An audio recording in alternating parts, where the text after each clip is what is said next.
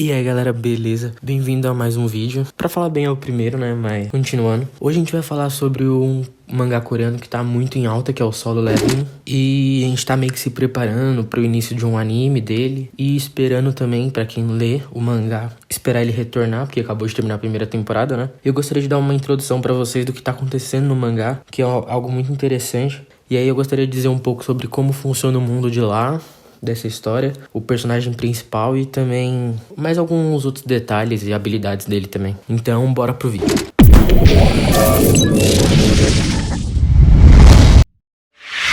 Vamos começar falando sobre o mundo de Solo Leveling. O mundo é semelhante ao nosso, bem parecido mesmo.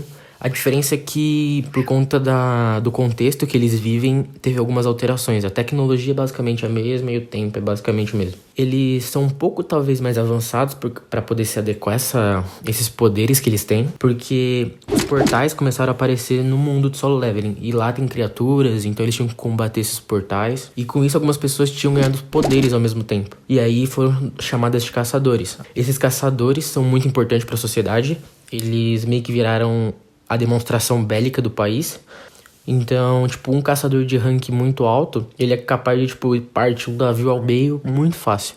Com o passar do tempo, esses caçadores acabaram ficando tão importantes que são mais necessários do que chefes de estado. Eles são mais famosos que políticos, que jogadores de futebol, que músicos.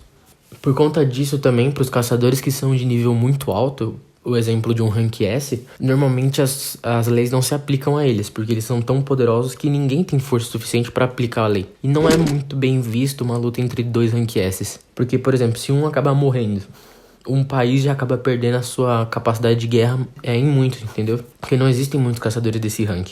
Agora vamos falar do nosso personagem principal. O nosso protagonista, ele saiu disso pra isso.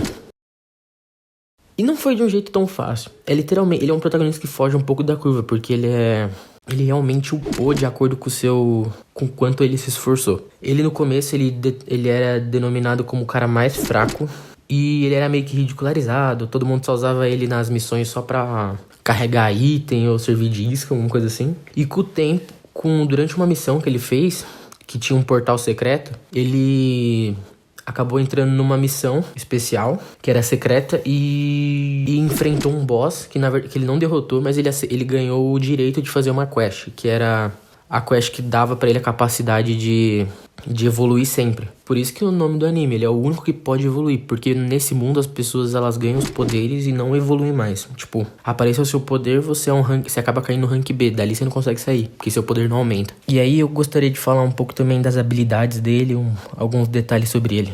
Então vamos falar um pouco da sua personalidade. A sua personalidade mudou muito no decorrer da história. Ele era um personagem meio tímido, meio cabisbaixo no começo da história, quando ele era um rank E. Atualmente ele tá acima de um rank S, provavelmente num nível mundial. E com isso sua personalidade mudou muito e foi aos poucos. Mas dá pra você acaba percebendo isso.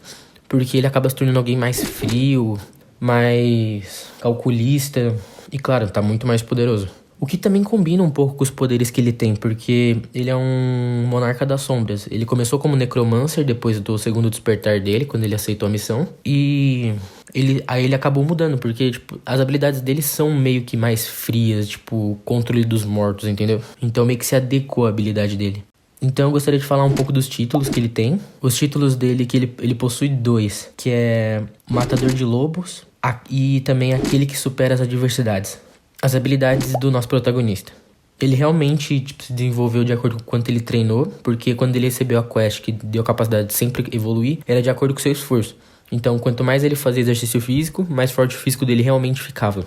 Quanto mais ele batalhava com monstros, melhores as habilidades dele ficavam em luta, quando ele ia ganhando os status, ele ia poder jogar em magia, por exemplo, e acabar desenvolvendo mais magia. E aí e por conta disso ele consegue desenvolver sempre. Então ele não tem meio que um limite.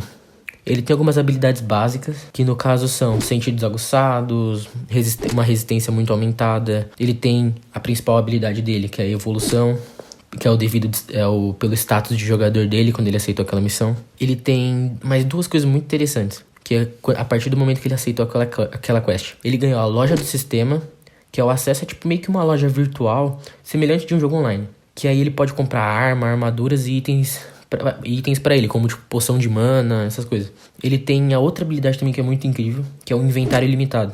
Com a ajuda desse sistema que ajuda o Jinwoo, que é o nosso protagonista, ele é capaz de armazenar todos os itens que ele deseja no inventário virtual, assim. Que aí ele, tipo, consegue eliminar qualquer peso desnecessário. Ele tem algumas habilidades meio básicas, que aí que não é muito usado pra ataque, é mais pra... Não, tipo, não são poderes especiais, são habilidades mesmo que ele acabou desenvolvendo. Que ele tem o Sprint, que aumenta a velocidade dele. Ele tem o ataque vital, que ele acerta áreas vitais das pessoas com mais facilidade.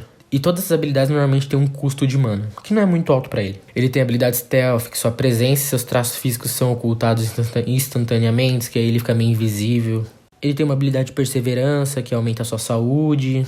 Ele tem o toque do dominador, que essa é uma habilidade meio que telecinética. Ele deixa ele mover uns objetos. Ele tem uma habilidade específica para arremesso de adaga. Ele tem a sede de sangue também, que um alvo é selecionado e colocado em um estado de medo durante alguns minutos ou 1 minuto. Isso acho que acaba variando de acordo com o poder do alvo. E aí a gente entra finalmente na classe dele. Nosso personagem, como ele meio que funciona em torno de um jogo, ele tem uma classe. Ele começou como necromante, só que ao longo de uma missão ele acabou que foi a missão que ele lutou contra o Ygritte, que é um dos seus primeiros soldados fortes mesmo. E talvez o que a maioria conheça e goste, assim, meio que seu favorito. O Ygritte, ele era um cavaleiro. E aí ele, durante uma missão, ele venceu esse cavaleiro que tava num rank A. E aí quando ele derrotou ele acabou liberando uma missão. Uma classe superior. Ele ganhou a chance de sair do necromance e subir de classe, que foi como Monarca das Sombras. E esse Monarca da Sombra, ele te dá algumas habilidades, que é a extração de sombra, que deixa um soldado das sombras é criado a partir do corpo sem vida ao retirar sua mana. A chance de falha, tipo, pra isso acontecer, porque não é 100%, varia de acordo com o poder do soldado que foi derrotado. Quanto mais alto, menor é a chance de vitória. E ele tinha um limite de sombras pra extrair. Só que quanto mais ele evolui, esses limites aumentam. Ele tem outra habilidade que é salvamento de sombra, que ele pode absorver os soldados das sombras criados e os salva. Os soldados que são salvos podem ser convocados e reabsorvidos quando e onde a pessoa que comanda eles desejar. Ele tem uma habilidade muito interessante que ele adquiriu há pouco tempo, que é a troca de sombras. Que, por exemplo, ele deixa uma sombra você tá, tipo, em um país. E você deixou uma sombra com o seu amigo. E ele acaba entrando em perigo. Tipo, uma sombra escondida na sombra do seu amigo. E ele acaba entrando em perigo e você percebe isso. E aí ele tem a habilidade de trocar de lugar, tipo, com a sombra.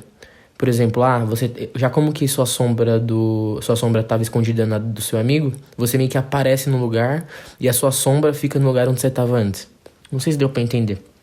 É muito interessante, só que ele só pode usar poucas vezes ao dia.